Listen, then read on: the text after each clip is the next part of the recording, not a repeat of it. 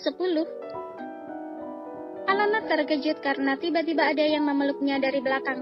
Tetapi dia langsung segera tahu siapa pelakunya itu yang tidak lain adalah sang tuan muda. Victor, aku sudah mengantuk. Sampai jumpa besok lagi ya. Alana langsung mematikan panggilannya. Jadi kamu sejak tadi lagi teleponan sama pria itu? Bernostalgia ceritanya. Ujar Sidan mencium tengkuk Alana dan menghisapnya sedikit kuat. Tuan muda, apa yang Anda lakukan di sini? Nanti kalau ada yang masuk bagaimana? Alana menyingkirkan tangan Sidan yang memeluknya erat. Dia sangat takut kalau nanti ada salah satu sahabatnya sesama pelayan masuk ke dalam kamarnya. Bisa-bisa dia langsung menjadi gunjingan karena sedang berduaan dengan Sidan. Kamu tenang aja, udah aku kunci. Lagian kamu ditelepon sejak tadi nggak bisa, karena masih asik berbincang dengan mantan suamimu. Ucap Sidan kesal. Pria itu membalikkan tubuh Alana, kemudian langsung mencium bibirnya dengan lembut. Alana selalu saja tidak bisa menolak oleh pesona Sidan yang luar biasa. Pria itu benar-benar membuatnya merasa berarti, merasa disayang dan diperhatikan. Dulu saat bersama Victor, dia tidak pernah mendapatkan perlakuan seperti ini. Victor selalu bermain kasar dan meninggalkannya begitu saja ketika sudah selesai dengan urusannya. Bahkan Victor terkadang sering memaksakan kehendaknya saat ingin bercinta dengan Alana. Yang pasti pria itu selalu menggunakan pengaman, alasannya klise, dia belum ingin memiliki anak. Tapi ternyata semua kelakuannya selama ini sudah cukup membuat Alana mengerti dan paham kenapa Sidan berbuat seperti itu. Jangan membuat tanda, Tuan, nanti saya bingung untuk menutupinya. Cegah Alana saat Sidan kembali menghisap leher jenjangnya kuat-kuat. Sidan menghentikan aktivitasnya dan menatap Alana dengan tatapan yang sulit diartikan. Kenapa? Apa kamu takut kalau ketemu si Victor itu bakal ketahuan? Alana langsung menggeleng cepat. Bukan seperti itu, Tuan. Nanti kalau orang-orang rumah ini pada curiga bagaimana? Masa iya saya bilang digigit serangga? Pasti nggak akan ada yang percayakan, Tuan. Sidan langsung mencium kembali bibir Alana dan memainkan lidahnya di dalam. Aku tidak peduli, yang jelas malam ini kamu nggak usah tidur, dan kita akan melakukannya di kamarmu. Alana melototkan matanya. Mendadak ngeri sendiri, bagaimana bisa mereka melakukan itu di kamarnya yang hanya berjarak tembok dengan kamar para pelayan lain? Bagaimana Alana bisa menahan suaranya nanti? Apakah para sahabatnya tidak akan curiga kalau Alana menjerit keenakan seperti malam-malam biasanya saat bercinta dengan Sidan? Belum sempat menemukan solusi, tiba-tiba Alana sudah mendapatkan serangan dadakan kembali. Sidan kembali mencium seluruh wajahnya dan tangannya pun tidak tinggal diam dengan menanggalkan seluruh pakaian yang dikenakan Alana. Wanita itu hanya pasrah, tidak bisa dipungkiri bahwa dia selalu terjerat oleh setiap sentuhan Sidan yang selalu membuatnya terbuai. Pria itu seakan tahu bagaimana cara memperlakukan Alana dan Alana pun menyukainya. Alana tidak bisa bangun pagi ini untuk bekerja membersihkan kamar Sidan ataupun sekedar keluar dari kamar. Tubuhnya remuk redam setelah semalam Sidan menggempurnya sampai jam 1 pagi. Meskipun permainan mereka lebih banyak didominasi oleh Sidan, tapi tetap saja Alana merasa tubuhnya begitu lemas saat bangun tidur. Setelah melakukan kegiatan kesukaannya bersama Alana semalam, Sidan juga harus kembali ke kamarnya, karena tidak mungkin kalau semua orang sampai tahu Sidan keluar dari dalam kamar Alana pagi-pagi buta.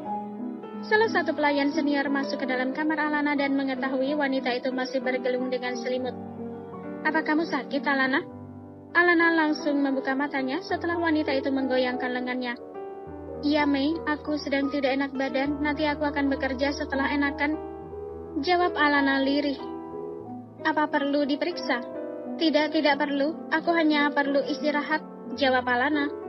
Baiklah, kalau begitu aku tinggal dulu, beristirahatlah. Kalau Nyonya Felicia atau Tuan Muda Sidan mencarimu, aku akan mengatakan kalau kamu sedang sakit.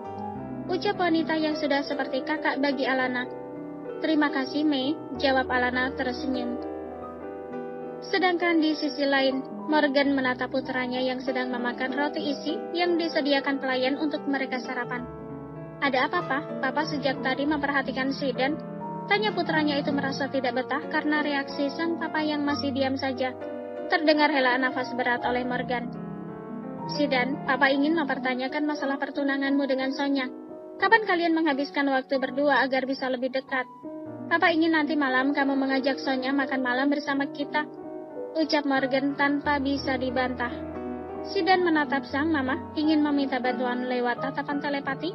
tapi sayangnya mamanya sama sekali tidak melihat ke arahnya. Akhirnya Zidan mengalah dan mengiyakan permintaan papanya. Alana keluar dari dalam kamar dan langsung menuju ke dapur. Dia bisa melihat Koki dan beberapa pelayan sibuk memasak untuk makan malam. Tapi biasanya tidak akan sesibuk ini. Banyak bahan-bahan makanan yang ada di atas meja dan ada salah satu pelayan sedang membersihkannya. Di rumah itu ada beberapa pelayan dengan tugas masing-masing. Ada satu koki atau juru masak dan pelayan seperti Alana tidak mengurusi dapur melainkan hanya bersih-bersih, menyapu, mencuci baju, dan menyetrika khusus untuk tuan mudanya. Untuk tuan besar dan nyonya besar juga ada sendiri yang bertugas, begitupun untuk nona muda di keluarga tersebut. Apakah akan ada jamuan makan malam? Tanya Alana pada salah satu temannya yang masih terlihat muda. Apa kamu nggak tahu nanti malam tunangannya tuan muda beserta keluarganya akan makan malam di rumah ini? Makanya kita disuruh memasak makanan yang spesial. Jawab wanita muda itu yang memang bertugas di dapur itu. Alana hanya beroh ria, kemudian dia mengambil peralatan untuk membersihkan kamar Zidan yang ada di gudang bagian kiri dapur. Malam hari di kediaman Zidan terasa sedikit ramai. Ya, apalagi kalau bukan acara pertemuan dua keluarga besar, antara keluarga Zidan dan juga keluarga Sonya. Zidan nampak enggan duduk di antara semua orang itu, sedangkan Sonya sendiri sepertinya begitu menikmati suasana yang terlihat bahagia di depan matanya. Malam ini Sonya tampil sangat cantik dengan memakai dress warna hitam selutut, sangat kontras dengan warna kulit yang berwarna putih pucat. Alana yang saat itu ikut meladeni dan membawakan minuman untuk para tamu Tuan Morgan, merasa penasaran seperti apa wajah tunangan dari kekasih gelapnya itu. Sebenarnya apa yang dipikirkan oleh Zidan? Dia sudah memiliki tunangan tapi masih bermain dan menjadikan Alana sebagai kekasihnya.